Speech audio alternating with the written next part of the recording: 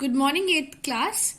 Today we are going to cover this third part of this chapter, memory units and generations. So हमने पिछले इसमें part में memory के types, internal memory जिसमें RAM, रोम हमने सारा स्टडी किया, रैम के टाइप्स को, रोम की टाइप्स को. अब है हमारी एक्सटर्नल मेमोरी. अब एक्सटर्नल मेमोरी क्या होती है? This type of this memory is also known as secondary और auxiliary memory.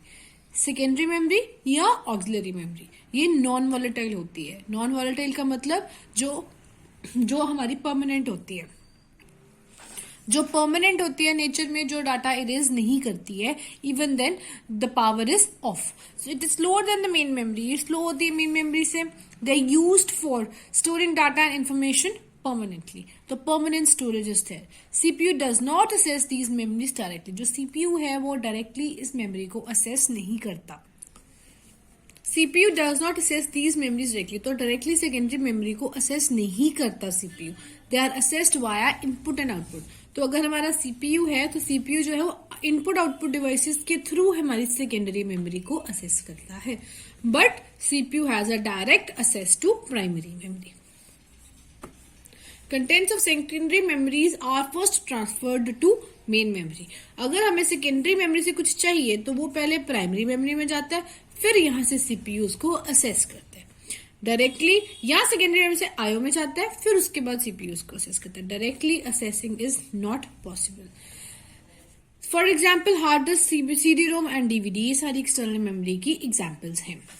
Next we see characteristics. So these are magnetic and optical memories.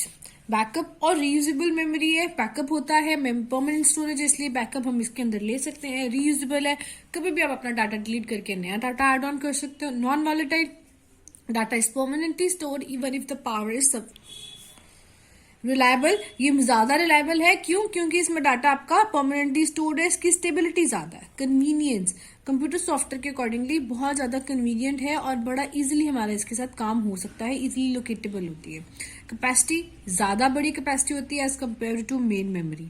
Cost, बहुत कम एक्सपेंसिव है, मतलब it is actually cheaper than the main memory. Then we say computer can start without secondary memory and it is slower than the primary memory. अगर secondary memory नहीं है तो computer तब भी चल जाएगा, ठीक है जी. पर अगर प्राइमरी नहीं है तो कंप्यूटर नहीं चलेगा. The following figure illustrates the type of external or secondary memory.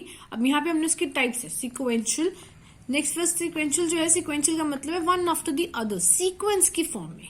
अब सिक्वेंशियल में देखो क्या है, मैग्नेटिक टेप्स हैं, फिर direct access devices, magnetic disk, floppy disk, hard disk, optical. So पहले हमारी ये सारी अलग अलग कैटेगरीज है, फिर ऑप्टिकल आ जाती है, फिर मेमोरी स्टोरेज डिवाइसेस आ जाती है, flash drives and memory card. So next we see secondary storage devices. They are two types, sequential and direct. Sequential का मतलब 1 फिर 2 फिर 3. डायरेक्ट का मतलब सीधा 3 पे जाना है, 3 पे 5 पे जाना है, 5 का सीधा 1 पे जाना है. So this is what we said, this is a direct access devices. Sequential में 1, 2, 3, 4 इसी सिस्टम में चलेगा. If you want to access fifth data, fifth row, then you have to go through 1, 2, 3, 4, then only 5 will come. Then इसकी example में आ जाती है हमारे पास magnetic tape.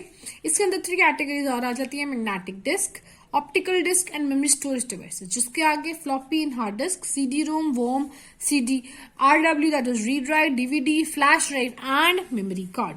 Now what is sequential? Then this type of storage devices data can only be retrieved. Retrieved मतलब data को assess किया जा सकता है, डाटा निकाला जा सकता है only in sequential order in which it is stored. जिस फॉर्म में स्टोर किया गया उसी फॉर्म में निकाला जा सकता है, उसको आप मॉडिफाई नहीं कर सकते.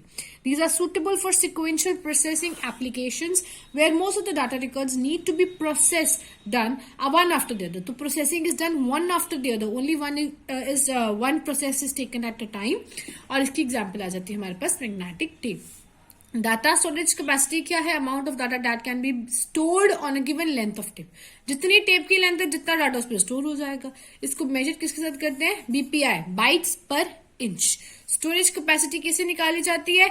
उसकी डेंसिटी को उसकी लेंथ के साथ मल्टीप्लाई करके. Next we see direct access devices. In these storage devices, any storage location may be selected and accessed randomly. Randomly का मतलब कोई भी कौन सी मर्जी उठा लो, 3rd है, पहले 6th है, फिर 10th है, कोई भी उठा सकते हो. The permit access to individual information. एक अकेली इंफॉर्मेशन को हम असेस कर सकते हैं, ज्यादा डायरेक्ट में और इजी वे में और जल्दी में. These are suitable for direct processing application. अगर मुझे टाइम कम है और मेरे पास सीधा 10th रिकॉर्ड पे जाना है तो मैं इसको यूज करूंगी। अगर मेरे पास टाइम सफिशिएंट है और मुझे सारी रिकॉर्ड्स को चलते चलते रिट्रीव करते करते 10th में जाना है तो मैं सिक्वेंशियल को यूज करूंगी।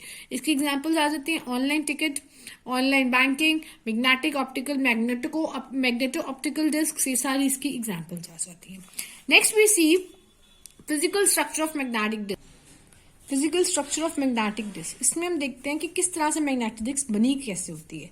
The surface of disk is divided into a number of invisible concentric circles. Concentric मतलब इस तरह से एक के ऊपर एक के ऊपर एक circles. They do not intersect with each other, they have same centre. सबका सर्कल का सेंटर सेम होता है, डायमीटर अलग अलग होता है, रेडियस अलग अलग होता है, पर centre of the circle is same. The number of tracks on a disk may vary according to the capacity of disk. Disk की कैपेसिटी से पता चलता है कि कितने ट्रैक्स ज्यादा हो सकते हैं, कितने ट्रैक्स कम हो सकते हैं। जैसे यहाँ पे देखो 0 ट्रैक से 199 तो 200 ट्रैक्स की ये डिस्क है। इस पे होता है कि डिस्क का साइज, इससे पता चलता है कि कितने ट्रैक्स उसके अंदर हैं। Then we see sectors. Each track of a disc is subdivided into small portions known as sectors. Her track के अंदर सेक्टर्स हैं। हर ट्रैक को स्मॉल पार्ट्स में डिवाइड किया जाता है जिसको बोलते हैं सेक्टर्स। देयर आर 8 और मोर सेक्टर्स पर ट्रैक। तो हर ट्रैक में 8 या उससे ज्यादा सेक्टर्स होते हैं। A sector typically contains 512 bytes. तो हर सेक्टर में कितनी होती है bytes? 512. These things can come in your fill up forms या MCQ की फॉर्म्स में आ सकते हैं कि सेक्टर क्या होता है, हर ट्रैक में कितने सेक्टर्स होते हैं या सेक्टर में बाइट्स कितनी होती है। तो storage capacity of this system may be calculated by for using the following formula. इसकी हमने कैसे कैलकुलेट करनी है storage capacity? It is equals to number of recording surface. जितने सर्फेसेस हैं उसके अंदर जितने ट्रैक्स हैं पर सर्फेस और सेक्टर्स कितने हैं पर ट्रैक पे। पहले देखेंगे रिकॉर्डिंग सर्फेस कितने, फिर देखेंगे उस रिकॉर्डिंग सर्फेस में ट्रैक्स कितने हैं, फिर पर ट्रैक में कितने सेक्टर्स हैं और फिर पर सेक्टर में कितने बाइट्स आ रही है। सो इसके 4 पार्ट्स आ जाते हैं। पहले हम देखते हैं सर्फेसिस कितने, रिकॉर्डिंग सर्फेसिस, सर्फेस के अंदर ट्रैक्स कितने हैं, ट्रैक्स के अंदर सेक्टर्स कितने हैं और पर सेक्टर बाइट्स कितनी है।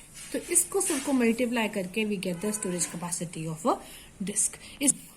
इसका जो नेक्स्ट पोर्शन है, इस चैप्टर का नेक्स्ट पोर्शन है जनरेशंस ऑफ कंप्यूटर, जिसमें हम देखेंगे कि कंप्यूटर स्टार्ट कहां से हुए थे, किस तरह से स्टार्ट हुए थे। वो हम नेक्स्ट वीडियो में कवर करेंगे। Thank you so much.